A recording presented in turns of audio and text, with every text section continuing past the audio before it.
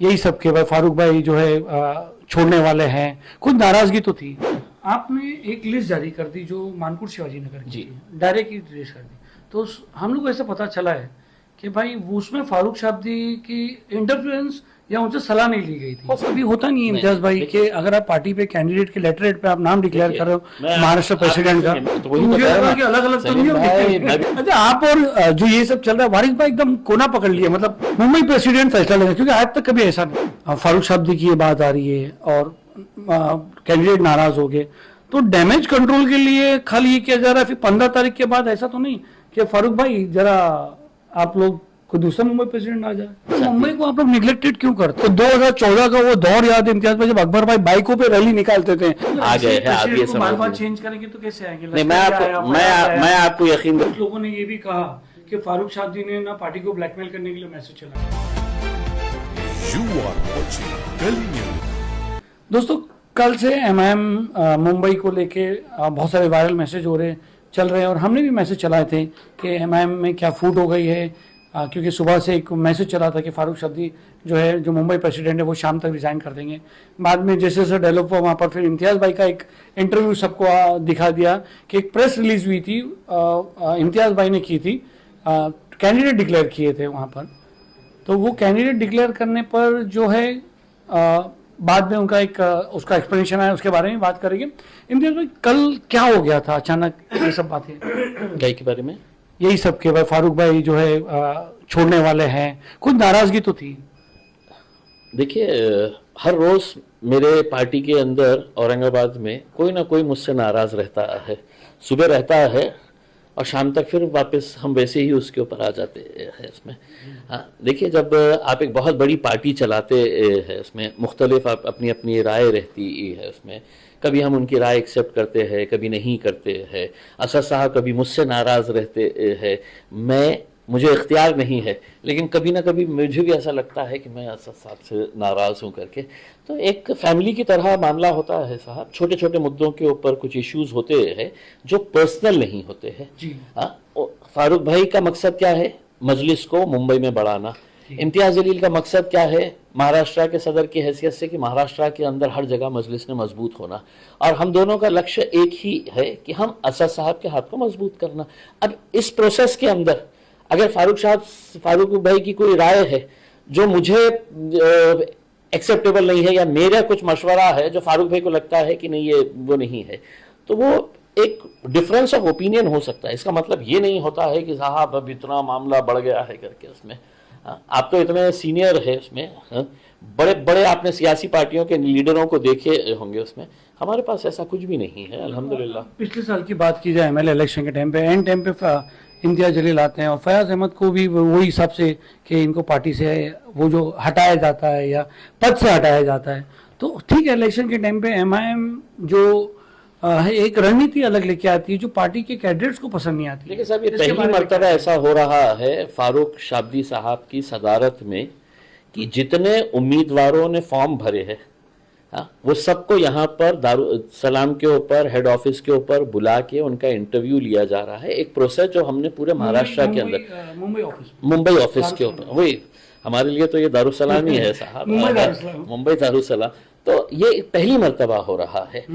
कई सालों से एक सिस्टम चला आ रहा था, हम उस सिस्टम को थोड़ा सा चेंज कर रहे हैं। बताएंगे उस सिस्टम के बारे में? नहीं, सिस्टम का यही रहता था कि बाहर से टीम आती थी, हैदराबाद से आती थी उसमें। हाँ, वो लोग आके है तो लोगों से मिलते थे, बात करते थे उसमें। तो कहीं ना कहीं ऐसा लगता था कि भाई हमारा जो इन्वॉल्वमेंट होना चाहिए उतना नहीं है करके। अब इस बार जो है वो पूरे इख्तियार, और मैं फारूक साहब के सामने बता रहा हूँ, फारूक साहब को जब ये पद दिया गया है तो पूरे इख्तियार के साथ दिया गया है। मैंने खुद ने एक तकरीर के अंदर बम्बई के अंदर ही एक सभा में जहाँ पे ये मौजूद थे, हमने ये कहा था कि हमने आपको सिर्फ एक डमी पोस्ट नहीं दिए है, आपको पूरे पावर के साथ। और ये बात असदुद्दीन अवैसी साहब ने खुद फारूक भाई के मुंह पे है, तो ये उनको कहा था कि नहीं आप पूरा ये करेंगे करके। इन द मीन वाइल कुछ प्रोसेस देखिए साहब, मैं औरंगाबाद में एक पार्टी का एक जिम्मेदार हूँ। अगर मेरे सदर ने ये औरंगाबाद में, आप हिंदुस्तान में नहीं सलीम, मैं हमेशा वारिस भाई को हमेशा कहता हूँ कि भाई असद साहब के दो एक इम्तियाज जलील और एक वारिस पठान। नहीं, मैं आपको एक बात बता रहा हूँ। मेरा सदर कौन है? असद साहब है। अगर उन्होंने मुझसे कहा कि इम्तियाज जलील मैं औरंगाबाद में एक टीम भेज रहा हूँ और ये इलाके की जिम्मेदारी वो लोग उठाएंगे, वो लोग कैंडिडेट डिक्लेयर करेंगे, मेरा सदर है, मेरा सदर है। उन्होंने मेरे को बोले कि साहब मैं पूरे औरंगाबाद की सीट्स मैं डिक्लेयर करूंगा करके उसमें, हाँ, तो हम, हमारे बॉस है, हमारे कायद है, हम उसको मानेंगे उसमें। तो उसमें ऐसा कोई विवाद का इशू नहीं हो सकता है। आपने एक लिस्ट जारी कर दी जो मानकुर शिवाजी नगर की जी। थी, डायरेक्ट ही रिलीज कर दी, तो हम लोग को ऐसा पता चला है कि भाई वो उसमें फारूक शाब्दी की इंटरफेरेंस या उनसे सलाह नहीं ली गई थी। हो सकता है ना, मैं खुद मुझे भी ये बात का इल्म हुआ है कि फारूक शाब्दी, देखिए बम्बई बहुत बड़ा इलाका है साहब। अगर समझ लीजिएगा अकबर अवैसी साहब का, असदुद्दीन अवैसी साहब का एक इंटरेस्ट है कि साहब ये यहाँ का जो एरिया है, हम इस एरिया के अंदर है तो हम हमारे तौर के ऊपर फैसला करेंगे उसमें, तो इसमें कौन सी डिबेट का या डिस्कशन का इशू हो सकता है करके उसमें। आज पूरे मुंबई के फैसले कौन कर रहा है? फारूक शाब्दी साहब कर रहे हैं। हम उनको असिस्ट करने के लिए आए हैं, हम कोई फैसला करने के लिए नहीं आए हैं। बट वो जो लेटर हेड पे आपने एक दे दिया कि ये गौंडी के कैंडिडेट या औरंगाबाद के कैंडिडेट, मगर ये तो, और बाद में आपने प्रेस में कहा ये तो मैंने खाली नाम ऐसे ही बोला बिल्कुल है। सही, बिल्कुल सही बट है। ऐसा तो कभी होता नहीं है इम्तियाज भाई देखिए, कि अगर आप पार्टी पे कैंडिडेट के लेटर हेड पे आप नाम डिक्लेयर कर रहे हो महाराष्ट्र प्रेसिडेंट का। मैं महाराष्ट्र प्रेसिडेंट हूँ, हाँ, आप मुझसे पूछेंगे कि साहब आपका मालेगांव की लिस्ट आप क्यों नहीं डिक्लेयर करे हैं? मालेगांव में हमारे एक जिम्मेदार है, एमएलए साहब है हमारे, मुफ्ती साहब, पूरा इख्तियार हमने उनको दे रखा है उसमें। हाँ, अब मैं आपको अभी का एग्जांपल देता हूँ। वेस्टर्न महाराष्ट्र की पूरी जिम्मेदारी हमने किसके पास दिए है? यूसुफ पुंजानी साहब। क्यों दिए है? कि वो आदमी ने मेहनत करके कारंजा के अंदर हमारा नगर अध्यक्ष बिठाया है, 17 काउंसिलर्स जिताया है और बहुत सारे दूसरे इलाकों के अंदर भी उन्होंने चुनकर लेके आए हैं। अब आप पूछेंगे कि साहब वो तो अपना डिक्लेयर कर दे रहे हैं, आप क्यों नहीं डिक्लेयर कर रहे हैं करके, तो हमने दिए है ये इख्तियार। नहीं, जो लेटर हेड पे आपने जो डाला है वो लेटर हेड पे तो कैंडिडेट फाइनल होने के बाद ही आता है। हाँ हाँ, तो आपने इंटरव्यू में कहा, आपने उस इंटरव्यू में कहा है कि भाई ये तो मैंने ऐसे ही किया, बाद में ये आगे जाके बात होगी। नहीं, मैंने क्या कहा हूं कि साहब ये सिलेक्शन प्रोसेस के अंदर मेरा कोई वो नहीं है। मेरे सदर ने मुझसे कहा कि साहब ये 7 कैंडिडेट्स हमने फाइनल किए हैं, आप महाराष्ट्र के सदर की हैसियत से है तो इसको अपने तरीके से रिलीज कर दें करके। मैंने रिलीज कर दिया। अच्छा, अभी जो अगर मेरी लिस्ट के हिसाब से अगर हमने लिस्ट दिए और असद साहब ने बोले कि साहब ये नहीं, ये 2 कैंडिडेट्स है तो आप नहीं लेंगे करके उसमें, तो मैं क्या जिद करूंगा कि नहीं साहब मुझे ये चाहिए ही। बट ज्यादातर जो कैंडिडेट असद साहब तो नहीं जानते ना कि वार्ड नंबर 138 में कौन कैंडिडेट है। अब आपकी गलतफहमी है। नहीं, मतलब इतना नहीं जानते जब तक फारूक शाब्दी साहब ब्रीफ नहीं करेंगे, जब तक इम्तियाज भाई ब्रीफ नहीं करेंगे। अगर असद साहब के साथ का अगर 2 दिन का अगर चैट देखेंगे, एक एरिया की डिटेल्स, मैं खुद ताज्जुब करता हूं साहब कि मतलब वो हैदराबाद में बैठ के मतलब उनको एक कैंडिडेट के ताल्लुक से एक एरिया के अंदर कौन कहाँ जा रहा है, कौन कहाँ से आया है, ये जो चीज है ये सिर्फ असदुद्दीन अवैसी कर सकते हैं। अब ये हमारे आम लोगों की बस की बात नहीं है कि उन्होंने महाराष्ट्र के अंदर कौन सा कैंडिडेट है। मेरे को उन्होंने कहते हैं कि भाई वो लास्ट टाइम तुमको याद है 10 साल पहले अपने से टिकट मंगा था, हमने नहीं दिए थे। अगर उनको इतना याद है तो ऐसा नहीं है ना कि पार्टी है तो ऐसे ही चला रहे हैं करके उसमें। अच्छा, बैक टू मुंबई आते हैं, क्या चल रहा है अभी क्या है? मैंने यहाँ पर आके देखा कैंडिडेट्स हो रहे, फारूक भाई बाहर बैठे, आप यहाँ ले रहे और वहां चल रहा है गलत फहमियां। जब दुनिया बढ़ने लगी तो गलत फहमियां भी कैसे तैयार हो जाती है। सुबह हम 11 बजे से फारूक भाई, इम्तियाज जलील, वारिस पठान यहाँ पर बैठ के है तो कंटिन्यूस इंटरव्यूज लिए। मेरे हिसाब से कम हम तो एक 80-90 के करीब इंटरव्यूज हमने लिए यहाँ पे तीनों बैठ के। मैंने कल के दिन दोपहर में 3 बजे का वक्त मुंब्रा के लोगों को दिया था, मुंब्रा, वसई विरार, थाने के लोगों को दिया था। ये इंटरव्यूज हमारे 3:30 बजे तक चले। उस दौरान मुंब्रा के लोग आके यहाँ पर खड़े हो गए। ये मुंबई के डिसीजंस फाइनल कौन लेने वाला है? ये फारूक शाब्दी साहब लेने वाले हैं, मुंबई के सदर। तो फिर ये तय हुआ कि साहब मैं मुंब्रा के लोगों से मुलाकात कर लेता हूं क्योंकि वो लोग भी आके खड़े हुए हैं। फारूक भाई, आप मुंब्रा वाले को देख, मैं मुंब्रा वालों को देख रहा, तो वही अलग-अलग भाई, मैं भी पत्रकार था तो मुझे भी मालूम है कि खबरें कैसी निकलती है करके उसमें। लेकिन सच्चाई ये है, अब अगर आपको ये दिखाना है कि इम्तियाज नहीं, हमें जलील दिखाते, अलग हमें- हॉल हम दिखाते, में, मैं तो फारूक direct शाब्दी सवाल कर अलग हॉल में, मजलिस के अंदर दरार और वारिस पठान अकेले कोने में बैठे हुए हैं वो भी।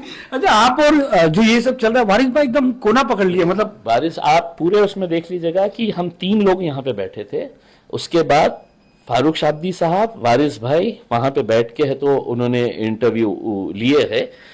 फारूक सिर्फ वारिस भाई को थोड़ी थोड़ी देर के लिए है तो कहीं तो भी वो बाहर जाना पड़ता है, किस बाहर वजह से जाना आपको पड़ता है, मालूम किस है? वजह से जाना पड़ता है ये भी दोनों आपको को मालूम है।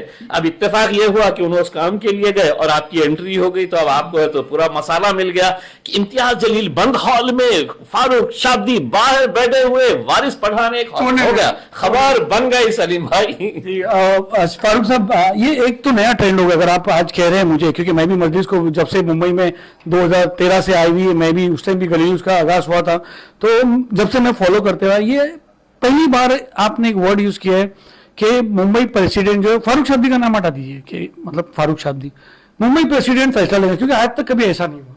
बिल्कुल सही है। देखिए, हम अगर किसी को कोई ओहदा दे रहे हैं और उसको इख्तियार नहीं दे रहे हैं कि साहब फारूक भाई आप कुर्सी के ऊपर बैठिए, आप मुंबई के सदर है, लेकिन इम्तियाज जलील आएगा मुंबई से और वो करेगा फैसला, या हैदराबाद से कोई आएगा वो करेगा फैसला, तो फिर हमारी अहमियत क्या रहेगी? लोग हमसे जैसे आप औरंगाबाद में बैठे हैं, आप सब संभाल रहे हो और ऊपर से आके आपके ऊपर कोई फैसला करे तो आपको भी नहीं चलेगा, देखिए कोई भी नहीं चलेगा ना उसमें भाई, सिवाय असद साहब के। हाँ, सिवाय असद साहब के साहब, बिल्कुल असद साहब, अकबर साहब, ये पार्टी के मतलब ये लोग, हम उनके सिपाही है साहब उसमें।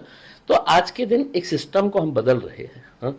हमने ये बोला है कि भाई जितनी सीटें आएंगी उसका सेहरा अगर किसी के सर पे जाएगा तो वो सिर्फ और सिर्फ फारूक शाब्दी के सर पे। एक आखिरी सवाल करता हूँ, बहुत रोक टोक सवाल है, आप बुरा नहीं लगाना। अब अभी तक रोक नहीं नहीं, अभी तक नहीं था, ये रोक टोक है।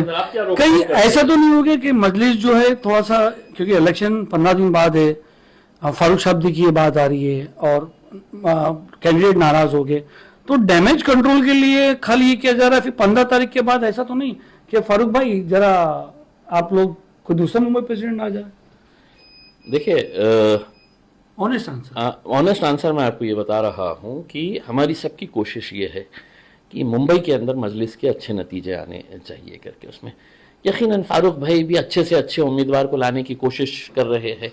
हम मेहनत करेंगे साहब, हम 100% मेहनत करेंगे उसमें। मैं डैमेज कंट्रोल की बात कर रहा हूँ कि आपको ऐसा लगा होगा, पॉलिटिक्स से कुछ भी सोच सकते हैं, आपको ऐसा लगा होगा यार अभी डैमेज, अभी तो सब बातें डैमेज हो गई है, तो कंट्रोल करने के लिए। देखिए साहब, एक बात साफ बता देता हूँ, महाराष्ट्र के एक जिम्मेदार की हैसियत से मजलिस के अंदर फारूक शाब्दी जैसे लोग बहुत कम हैं। हमारे लिए, हमारी पार्टी के लिए वो बहुत बड़ा एसेट है। इसीलिए ये इम्तियाज जलील था जिसने असद साहब को बोला था कि नहीं साहब, फारूक शाब्दी को मुंबई का जिम्मेदार बनाया जाए करके उसमें, और असद साहब भी उतने ही इंटरेस्टेड थे जितना मैं इंटरेस्टेड था। तो आज फारूक शाब्दी साहब आए हैं, इंशाल्लाह बहुत कम उनको वक्त मिला है। उन कम वक्तों में उनके काम के ऊपर आपका क्या?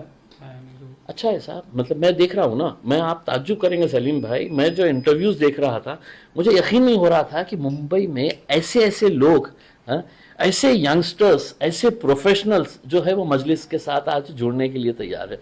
मैं कुछ लड़कियों से मिला हूँ जो इतनी हाईली क्वालिफाइड, वो मजलिस के टिकट से इलेक्शन लड़ना चाहती मुंबई को आप लोग निगलेक्टेड क्यों करते हो? क्योंकि इतनी असद साहब ने, जो अकबर भाई ने यहाँ पर गलियों में घुमाया, अभी मैं बाहर जा रहा था, बाहर फारिस भाई से बात हो रही थी, तो 2014 का वो दौर याद है इम्तियाज भाई, जब अकबर भाई बाइकों पे रैली निकालते थे, गलियों में जाते थे कम लोगों के पास, और इतनी मेहनत होने के बाद, इतना हुजूम होने के बाद आज आप लोग निगलेक्ट क्यों करते हो? देखिए, ये बात बिल्कुल सही है, मैं भी इस बात का एतराफ करता हूँ, वो पुराने दिन लौट आएंगे और वो इंशाल्लाह पुराने दिन लौट आ रहे हैं, आ गए हैं। आप ये समझ चेंज करेंगे तो कैसे आएंगे? नहीं, मैं आपको यकीन दिलाता हूँ, जब तक फारूक शाब्दी साहब मुंबई की कमान संभाले हुए है वो संभाले। फारूक शाब्दी साहब ने अगर खुद से कहा कि नहीं भाई अब मैं परेशान कर रहे हैं आप लोग कि खुद से बोलना पड़ेगा। देखिए सलीम भाई, एक जिंदा पार्टी की निशानी होती है। आज आप खुद बाहर देख रहे हैं, आप सुबह अगर आते तो आपको खुद ये नहीं होता था कि खच भरा हुए थे। शाम को आया, मुझे पता था। पूरे हॉल्स भरे हुए, नीचे पब्लिक रुकी हुई है, हर कोई कोशिश कर रहा है कि मुझे तो मजलिस का एक टिकट मिल जाए करके उसमें। तो एक बदलाव तो आ रहा है उसमें। आपने इससे पहले कभी देखा था कि इंटरव्यूज होते हैं करके मजलिस के अंदर? आज इंटरव्यूज लेते बैठे हुए हैं, कौन अच्छा है, कौन सेटिस्फैक्ट्री है, किसको मिलना चाहिए, कंसेंसस से है तो इसका फैसला करेंगे। फारूक भाई से एक आखिरी सवाल करते हैं। फारूक भाई, क्या कहना है आपको इसके बारे में? आप बोलो इसके बारे में क्या कहना है सलीम भाई? कि वो मैसेज कैसे घुमा? नहीं देखिए यार, वो एक सेकंड, वो मैसेज वैसे ही घुमा जैसा ये फरहान आजमी साहब का जो मैसेज घूम रहा है। अच्छा, ऐसा समझ रहे आप? हाँ, अभी उसमें अगर 1% की भी अगर सच्चाई होगी, हाँ? लोगों को क्या है, चटपटा मसाला। जैसा आपने ही एक सवाल कर डाले कि क्या बात है इम्तियाज भाई, आप अकेले बैठे हुए थे, हाँ?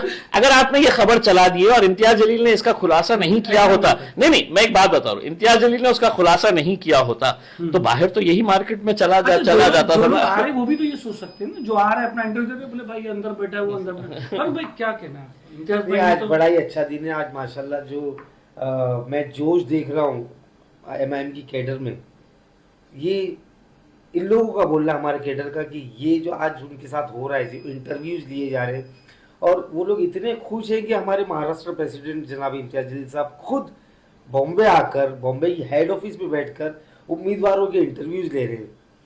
तो ये चेंज उनको हजम भी नहीं हो रहा है खुशी के मारे। तो आज अच्छा दिन है, लेट्स टॉक अच्छा। बाकी जो बातें हैं तो कोई रंजिश वगैरह कुछ अभी देखिए, जो कल की बात आपसे नहीं पूछा, इम्तियाज ने पूरा पूछ लिया। We are like a family. एक खानदान में 4 भाई होते हैं तो उनके अंदर भी नाइत्तेफाकियाँ होती है। तो इट्स लाइक ए फैमिली। ऐसा कुछ वो बड़ा इशू नहीं है, वो सारे आधे रिजॉल्व हो चुके हैं और नहीं भी होंगे तो मैं हक से इम्तियाज भाई से भाई के नाते वो मैं जिद करूंगा कि उसको खत्म कर दी। एक आखिरी सवाल आपसे कि कल कुछ लोगों ने ये भी कहा कि फारूक शादी ने ना पार्टी को ब्लैकमेल करने के लिए मैसेज चलाया, क्या कहेंगे? देखो, लोगों की सोच को मैं पकड़ नहीं सकता, ना सोच पकड़ सकते ना जबान पकड़ सकते। जिसकी जितनी सोच वो उतनी बात करेगा। तो मैं लोगों को जवाब नहीं दूंगा। मैं यहाँ काम करने आया हूँ, मैं काम करके लोगों को जवाब दूंगा बस। क्या गारंटी है कि इलेक्शंस के बाद, अभी तो इम्तियाज भाई से मैंने डायरेक्ट पूछ लिया कि पार्टी आपको चेंज नहीं कर रही? वो गारंटी फारूक शाब्दी नहीं दे रहा, मैं दे रहा हूँ आपको। महाराष्ट्र के सदर के वो भी मुझे गारंटी नहीं है। तो सब दुनिया एक उस पे चलती है कि सब खैर होगा इंशाल्लाह, तो उसी पे चलना है और कुछ नहीं।